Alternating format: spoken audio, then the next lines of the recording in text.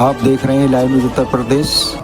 Chamber of commerce में धर्म चर्चा का किया आयोजन। केवल ज्योतिषी है, धर्मशास्त्र नहीं पढ़ा, वो भी व्रत पर्व का निर्णय करने में असमर्थ है।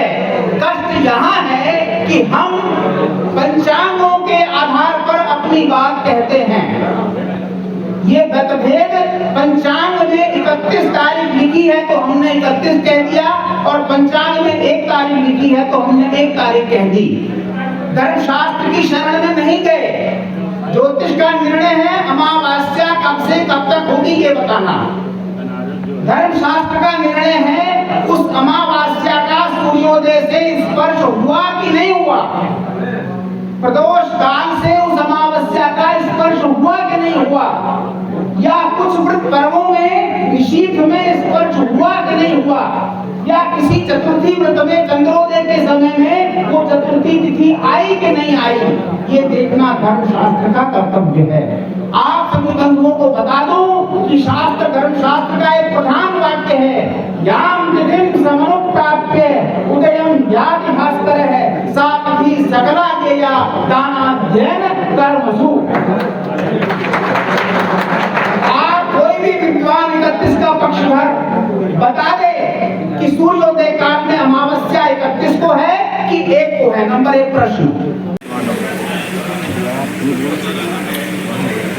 और जो दीपावली के बाद पटपदा आती है वो धूत कर्म के लिए होती है। क्या भी निर्णय सिंधु कहता है धूत कर्म मतलब कहेंगे तो लोग बहुत लोग जानते भी नहीं होंगे, बहुत लोग गलत भी कहेंगे, जुआ खेलने का आता है जाओ। ठीक है, अब सुनो, निर्णय सिंधु कहता है तथा भद्रायाम गोकुल क्रीड़ा सादेशो वय विनश्यति भद्रायाम द्वितीयायाम तथा प्रति व्याघ्रीकरणम द्वितीयायाम तु गोचरम क्षेत्र छेदम करिष्यते वित्तनाशम कुलक्षयम इति। इसका अनुवाद सुन लीजिए। कहते तथा भद्रा द्वितीया में जो गौओं की क्रीड़ा होती है तो वह देश निश्चय विनिष्ट हो जाता है। मान्यवर, यहाँ पर जो बात चल रही है वो बात ये चल रही है, आप 31 तारीख का प्रमाण दीजिए बस। फाइनल ये है, ये पड़वा क्या है भद्रा क्या है इस बात से आप छोड़ दीजिए। आप ये प्रमाण दीजिए कि 31 तारीख को क्यों करनी चाहिए बस। पहले सुनिए ना कि नुकसान क्या है। मैं 31 तारीख को क्यों करना चाहिए मैं बताता हूँ इस बात को, मैं बताता हूँ इस बात को, मैं करता हूँ इस बात को। प्रमाण ये है, अगर कोई तिथि सूर्य उदय के बाद जाती है, अगर कोई तिथि दोपहर के बाद जाती है तो वो तिथि पूरे दिन मानी जाती है, और वो तिथि अगर सूर्यास्त के बाद जाती है तो वो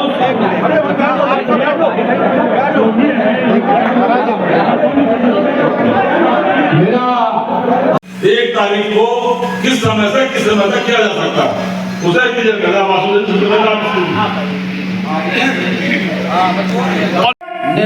निर्णय सिंधु जो पढ़ करके बताया। कितने घंटे का प्रसोद होता है निवेदन कितने बजे से शुरू होगा और कितने बजे तक रहेगा का बिना किताब दे के अर्थ बताए ना ये बात। अब इसलिए 1 नवंबर जो है बिल्कुल निर्विवाद रूप से पंचांगों का इतना महत्व है, यहाँ से लेकर नासा तक और यहाँ तक कि भारत सरकार भी सिर्फ गणित से ही पंचांगों का राष्ट्रीय पंचांगों का निर्माण करती है। उन पंचांगों के आधार पर मेरे पास 20 उसी मत को आज विद्वानों ने सामने रखा और मंथन हुआ। मंथन के बाद अग्रवाल महासभा के विशेष सहयोग से ये निर्णय ले लिया गया कि हापुड़ नगर में समस्त व्यापारी वर्ग और समस्त प्रबुद्ध जन और समस्त निवासी लोग, समस्त जातियों संप्रदायों के लोग 1 नवंबर को ही दीपावली मनाएंगे। वही समाज के लिए, राष्ट्र के लिए, देश के लिए शुभ कारक बताया गया है। कुछ लोगों का कहना है कि 31 तारीख को बनाने, तो 31 तारीख को क्यों ना बनाए? देखिए, इसमें स्वाति नक्षत्र का विशेष मंथन हुआ जो स्वाति नक्षत्र दीपावली में होने पर विशेष शुभ होता है। हमारे आचार्य अखिलेश पंडित जी ने बताया कि स्वाति नक्षत्र में एक विशेष प्रभाव है कि स्वाति नक्षत्र में आसमान से गिरी हुई कोई भी बूंद यदि सीपी में पड़ जाए तो वो मोती बन जाती है। और शास्त्र में एक जगह उल्लेख मिला कि जितना व्यापारी वर्ग है, जितना वैश्य वर्ग है, जितना क्रय विक्रय खरीद बेच करने वाले और समाज के लिए इंडस्ट्रियल एरिया का काम करने वाले लोग हैं, उनका अधिपति भी स्वाति नक्षत्र ही है। उसमें धन धान्य की समृद्धि हो तो पूरा देश और राष्ट्र समृद्ध होगा। जिसका उद्योग सफल है वो राष्ट्र सफल है। इसलिए स्वाति नक्षत्र युक्त अमावस्या पूरे दिन पूरी रात्रि 1 नवंबर को प्राप्त हो रही है, वही तिथि दीपावली के लिए उपयुक्त है। तो पंडित जी, जैसे कि 1 तारीख में आपने बताया, 1 तारीख में जो शुभ मुहूर्त है वो 6 बजकर कुछ मिनट बताया आपने। प्रातः सूर्योदय से ही। सूर्योदय से ही? जी हाँ। और कब तक? और जहाँ जहाँ सूर्योदय अलग अलग टाइम पे होता है, तो जैसे जैसे सूर्योदय होता रहेगा, जैसे कलकत्ता का सूर्योदय भिन्न है, बम्बई का भिन्न है, हापुड़ का अलग है, दिल्ली में 2 मिनट का अंतर पड़ जाता है। तो प्रातः सूर्योदय होते ही दीपावली संबंधी समस्त कृत्य प्रारंभ होंगे। शास्त्र कहता है पहले उसमें स्नान करे शुभ नदी में, या अपने घर में ही जल में गंगा जल इत्यादि नदियों का जल डाल के स्नान करे। उसके बाद अपने पितरों का पूजन और हनुमत पूजन करे, क्योंकि अखिलेश जी ने बताया था हनुमान जी ही दीपावली की सूचना देने वाले या राम के आगमन की सूचना देने वाले प्रमुख वायुदूत बने थे। इसलिए हनुमत पूजन की परंपरा भी है। और क्योंकि अमावस्या तिथि है, उसमें पितरों के पूजन का भी विशेष विधान है, क्योंकि अमावस्या के दिन राम जी के परिवार ने कहा कि हमारे पितरों के द्वारा ही आशीर्वाद प्राप्त हुआ है। इसलिए पितृ पूजन भी उसमें आवश्यक है, जिसमें पार्वण श्राद्ध इत्यादि क्रिया होती है। जो नहीं करते वो हापुड़ में कई ऐसे परिवार रहे जो मध्याह्न काल में ब्राह्मणों को भोजन कराते हैं। और मध्याह्न में एक अभिजित मुहूर्त होता है, वो केवल बुधवार में ग्राह्य नहीं है, लेकिन दीपावली के दिन बुधवार नहीं है, इसलिए अभिजित मुहूर्त से ही अपने प्रतिष्ठानों में लोग लक्ष्मी पूजन प्रारंभ करेंगे। सायंकाल सूर्यास्त होते ही प्रदोष काल में अपने अपने घरों में लक्ष्मी पूजन का प्रारंभ करेंगे, जो पूरी रात्रि चलेगा। और महानिशा के समय में कुछ विशेष मंत्रों को लोग सिद्ध करेंगे।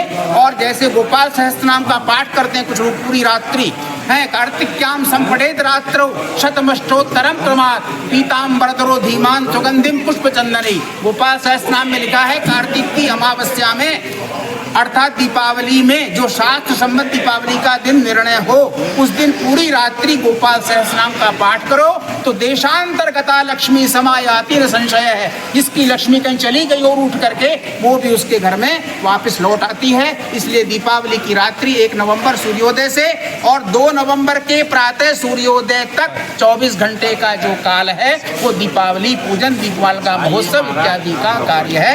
धन्यवाद। सूर्य उदय के बाद में जो है हनुमान जी की पूजा कर सकते हैं? बिल्कुल हो सकता है। धन्यवाद। धन्यवाद।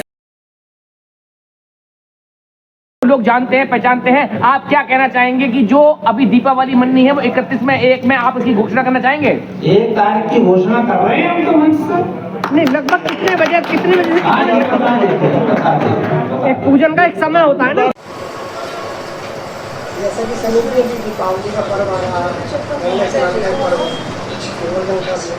तो समाज के लिए अभी जैसे कथा हुई थी, इसमें आपका बहुत अच्छा योगदान रहा, सभी ने देखा। तो मैं चाहता हूँ कि एक समाज के लिए, क्षेत्रवासियों के लिए आपकी जो शुभकामनाएं हैं, आप किस तरीके से उसमें व्यक्त करेंगे बात? नमस्कार, मैं सन्नी जैन हापुड़ के सभी क्षेत्रवासियों को सबसे पहले धनतेरस, दीपावली और गोवर्धन व भैया दूज की हार्दिक शुभकामनाएं देता हूं। और जैसा कि सुनील जी आपने कहा कथा के बारे में, तो कथा के बारे में तो केवल मैं एक छोटा सा पात्र था, बाकी पूरे हापुड़ के सहयोग से, हापुड़ के क्षेत्रवासियों के सहयोग से ये कथा संपन्न हो सके। आप देख रहे हैं लाइव न्यूज़ उत्तर प्रदेश। बने रहिएगा। मंडल प्रभारी यतेंद्र